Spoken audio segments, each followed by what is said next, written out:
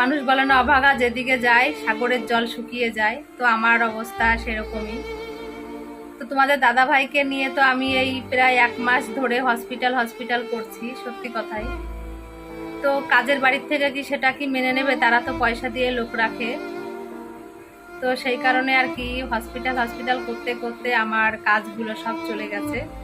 এখন একটা মাত্র কাজ আমার আছে, সেটাই করে বাড়িতে চলে আসি। ওই জন্য মনটা খুব খারাপ আছে। সকালবেলা যখন কাজ দিয়ে বাড়িতে আসছি খুব কষ্ট পাচ্ছিলাম, তোমাদের সঙ্গে জানি বেশি কথা বলতে পারিনি। তো এই পুজোর সময়টাই আমার কাজগুলো সব চলে গেল।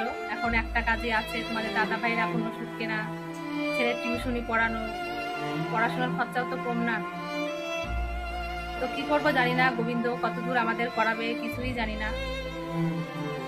আশা করি কাজগুলো আবার পেয়ে যাব, অন্য অন্য কাজ আমি পেয়ে যাব, কিন্তু এই মুহূর্তে কাজগুলো চলে